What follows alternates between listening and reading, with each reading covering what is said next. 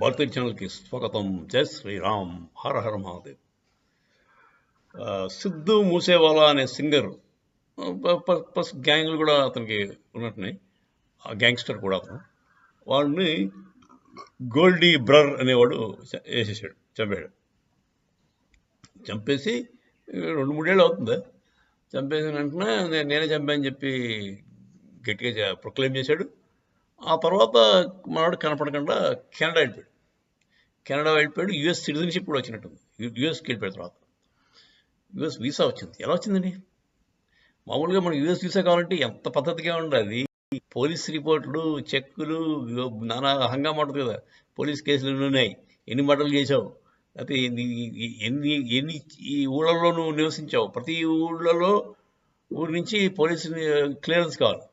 అవన్నీ పెట్టుకుంటే వాడు ఏమాత్రం డౌట్ ఉన్నా పక్కనే వేస్తాడు. అలాంటిది స్టూడెంట్ వీసా రావడానికి కూడా అది అంత చెక్ సత్తే. అలాంటిది వీడికి ఎలా వచ్చిందండి? వెళ్ళిపోయాడు, అప్పుడే అక్కడ ఉండిపోతున్నాడు. అక్కడే పర్మనెంట్ వీసా వచ్చినట్టుంది వీడికి. అంటే అసైలమ్ సీకర్ కింద వెళ్ళాడా? అంటే ఇండియాలో నాకు బీజేపీ గవర్నమెంట్ నన్ను చంపేస్తుంది, నాకు చాలా థ్రెట్ ఉంది, ఎందుకంటే నేను ఇంతమందిని వేసేసాను కదా, మరి నాకు థ్రెట్ ఉంటుంది కదా అని చెప్పి వెళ్ళిపోయాడు మనోడు.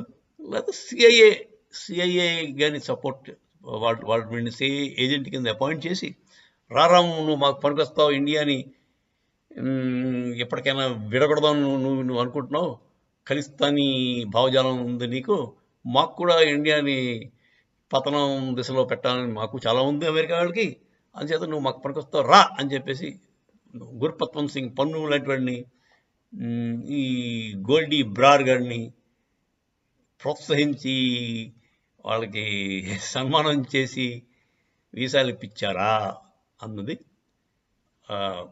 చాలా ఆశ్చర్యకరమైన అది కూడా ఉందండి. స్కూల్ ఆఫ్ థాట్ ఉంది. ఏంటంటే అమెరికన్స్ అవుట్ అండ్ అవుట్ ఖలిస్తాన్కి బాగా, అమెరికన్స్ కెనడా వాళ్ళు ఖలిస్తాన్కి బాగా సపోర్ట్ ఇస్తున్నారు. ఖలిస్తాన్ మూమెంట్లో వాళ్ళు చాలా, అంటే వాళ్ళకి అదొకటే బాగా కనపడుతుంది. ఆ ఖలిస్తాన్ మూమెంట్ వల్లే ఇండియాని ఏనాటికైనా కొంచెం దెబ్బతీయచ్చు అన్న ఆలోచనలో ఉన్నారు వాళ్ళు. సో ఇండియాని దెబ్బతీయాలంటే ఖలిస్తాన్ని ప్రోత్సహించాలి. ఇప్పుడు పాకిస్తాన్ వాడు నిర్వీర్యం అయిపోయాడు, పాకిస్తాన్ని న్యూట్రలైజ్ చేశాడు మోదీ. పాకిస్తాన్ వాడు మనకి ఏకుమేకే ఉన్నంత కాలం అమెరికా వాడు ఈ ఖలిస్తాన్ మీద పడుచుకోలేదు. ఇప్పుడు పాకిస్తాను ఎన్నాడు ఉంటుందో తెలియదు, ఎప్పుడు పోతుందో తెలియదు. ఆల్రెడీ సగం అమ్ముడిపోయింది చైనాకి. సో ఈ పరిస్థితుల్లో పాకిస్తాన్ నమ్మడం కుదరట్లేదు అమెరికాకి, కెనడాకి. సో ఈ European countries, western countries, America వాళ్ళ ఇండియా పట్ల వాళ్ళ ఆలోచన సరళ ఎలా ఉంటుందో మీకు అర్థమైపోయి ఉంటుంది. ఎంతసేపు మనని వెనకాల గోతులు తవ్వుతూనే ఉంటారు వాళ్ళు. ముందేమో చాలా మోదీ అంటే ఇది, మోదీ అంటే అది, చాలా గ్రేట్ అని చెప్పి మోదీ మీద అతన్ని పార్లమెంట్ భవన్లోకి తీసుకొస్తారు. అతను మాట్లాడుతుంటే 10 సార్లు, 20 సార్లు, 60 సార్లు స్టాండింగ్ ఓవేషన్ ఇస్తారు. అవన్నీ బాగానే ఉంటాయి చూడండి. కాకపోతే వెనకాల గోతులు మాత్రం తవ్వడం మానరు. సిఐఏ అనే ఆర్గనైజేషన్ చాలా ప్రమాదకరమైన ఆర్గనైజేషన్.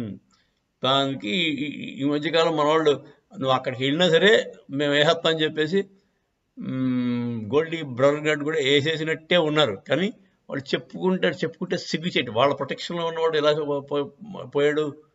సిఐఏ ప్రొటెక్షన్లో ఉన్న మనిషి అమెరికాలోనే వాళ్ళ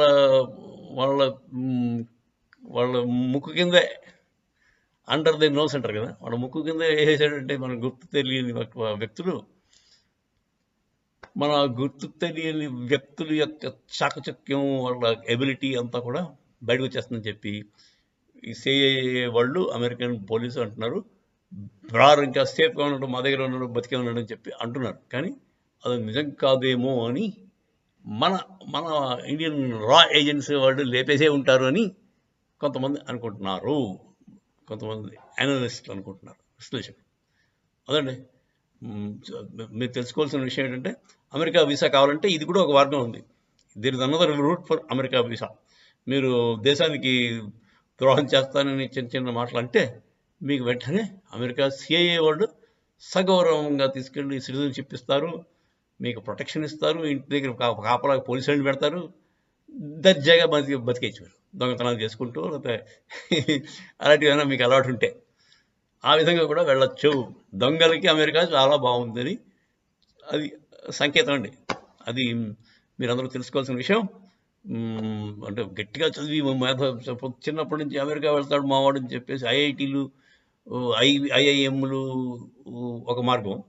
ఇంకో అంతకంటే సులువు మార్గం ఏంటంటే గుండాగిరి, దాదాగిరి చేసి దేశద్రోహ పనులు చేస్తాను, దేశాన్ని మొక్కలు చేస్తాను అని ఒక్క మాట మీరు అంటే మీకు రెడ్ కార్పెట్ రెడ్ కార్పెట్ వేసి మిమ్మల్ని శాలువాలు కప్పి జాగ్రత్తగా తీసుకెళ్ళి వాళ్ళు ప్రొటెక్షన్ ఇచ్చి పాకెట్ మనీ కూడా ఇస్తారన్నమాట.